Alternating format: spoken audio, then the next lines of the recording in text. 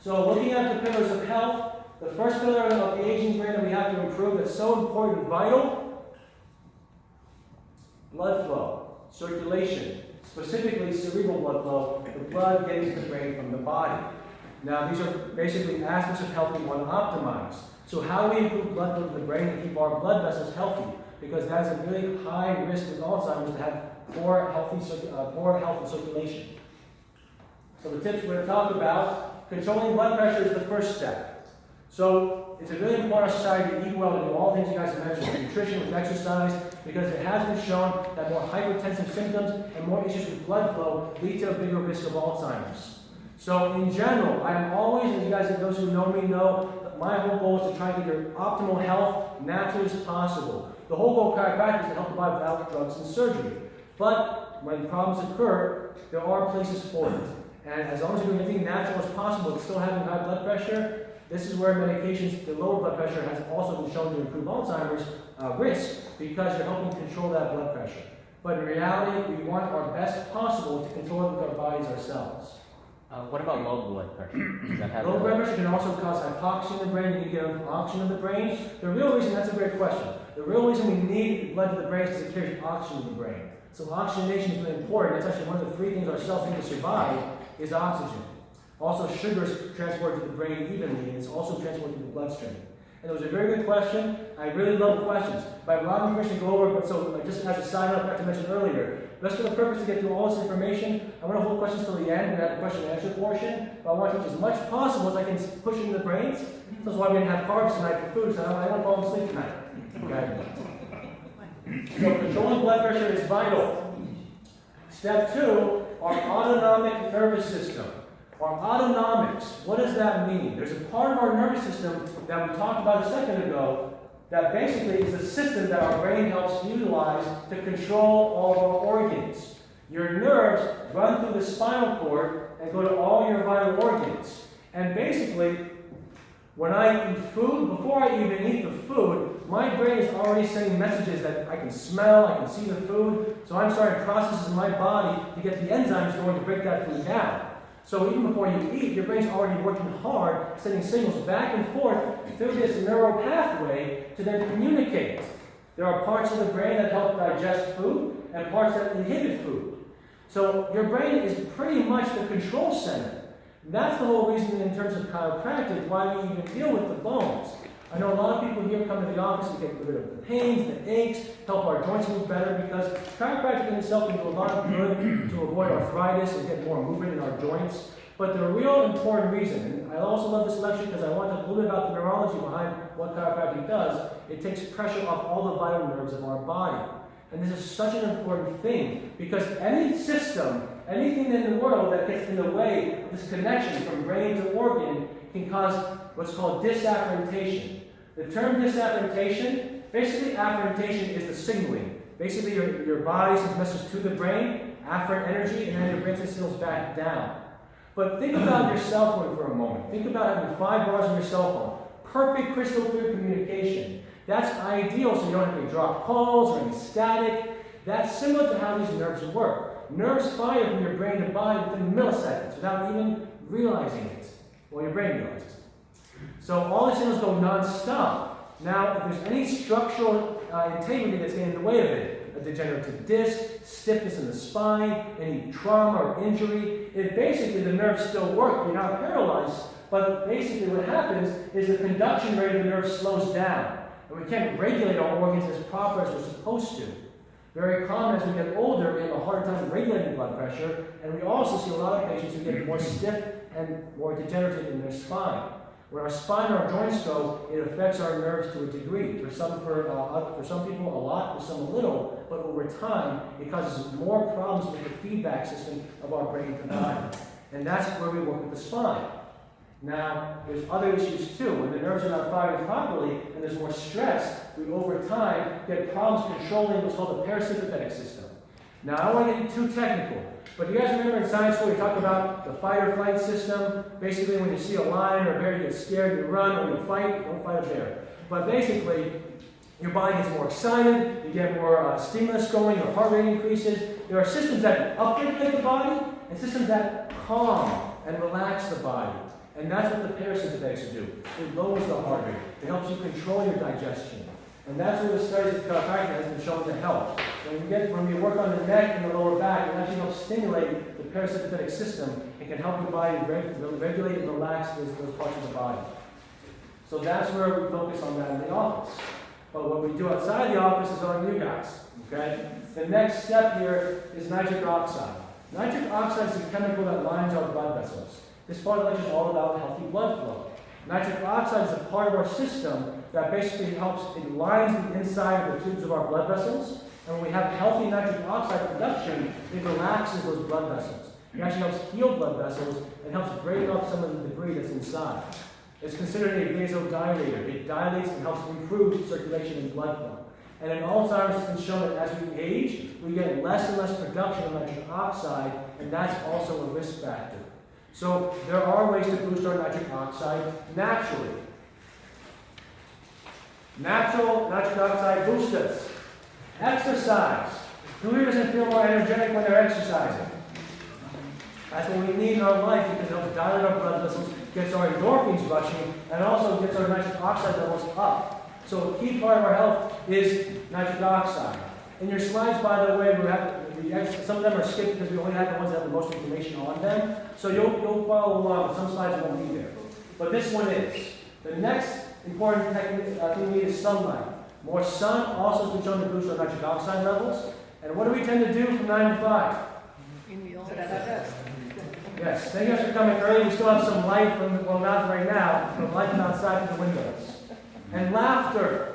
Being happy, being excited, and being energetic is good for the brain. Go figure.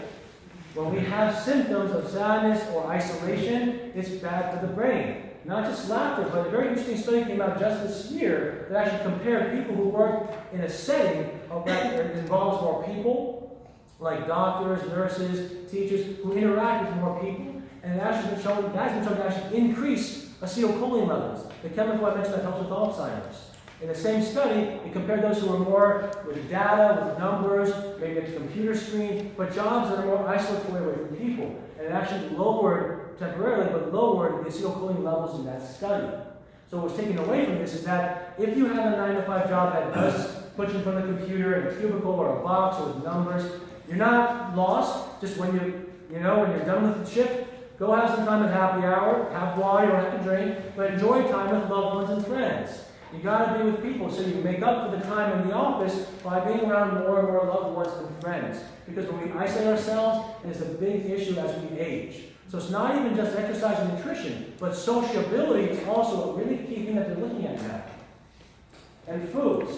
These are some foods you can look at later that will help, as they're shown to have more nitric oxide effects in the body. And there are also some supplements that are very, very powerful that I usually go over in private or after the lecture because ideally there are very powerful supplements for the brain that can help, but that should be the very, very tip of the pyramid. If our diet score, if our lifestyle score, they're not worth it because we have to start with the basics first, right? Make sense? Yeah. Absolutely. But that's a big part of having healthy blood flow. Blood pressure, autonomic health, and our nitric oxide. The next pillar of health may look familiar. I'm sure a lot of you have heard of the free radicals. Who here has heard of free radicals? It's been around for a long time, but we never really always understood what that really means. Free radical damage, and in terms of the brain, this is all into the brain because this can happen with blood flow in the body or free radical damage in the body, but specifically free radical damage in the brain is considered neuron oxidation. Basically, the breakdown and damage caused by all these free radicals. Basically, as you go through your life, as you breathe tonight, as you move tonight, your body is always producing energy. And as it produces energy, it basically creates byproducts that your body has to deal with. And this is a natural process. This is normal. Free radicals are basically the byproduct of producing energy in the body.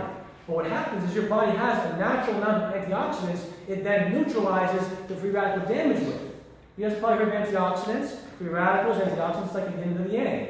The problem is our body produces antioxidants naturally, but we get less and less of them as we age, and the more toxic lifestyle we lead, the more it affects our body's natural production of antioxidants.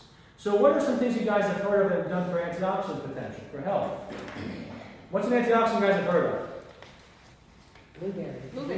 Blueberries, so fruit, berries are very good. And specifically, it was very common to talk about for decades, vitamin C and vitamin E. But the thing is, these are things that we need to get from food, we need to get from nutrients, sometimes supplements, but these are things we're getting externally. The biggest thing that can really ideally optimize our health is getting our body to produce it naturally on its own. And so that's what we're going to talk about here, to help neutralize free radical damage. One way is to reduce environmental toxicity. Our environment, the pollution that we breathe. One thing that my father taught me years ago, that I still think is a great idea, is when you're pumping gas, don't just stand there next to the gas pump. Walk around, because while that gas is pumping, the fumes are coming up, and it's coming inside of yourself, okay? And not just that, but things we do on a daily basis in the cities, and we're exposed to hair care products, and makeups, and other things that we put on our skin as well, that have different sort of toxic chemicals in them. Certain plastics, certain things called parabens, phthalates, things in BPA, things you've probably heard of. All these are environmental toxins that cause us to produce more free radical damage. So the more we reduce that, the more we have a fighting chance. Now that's externally reducing the triggers. But internally, there's a chemical that's very specific called glutathione. Glutathione is the mother of all antioxidants. It's a part of your system that actually produces the antioxidants that fights the free radical damage naturally.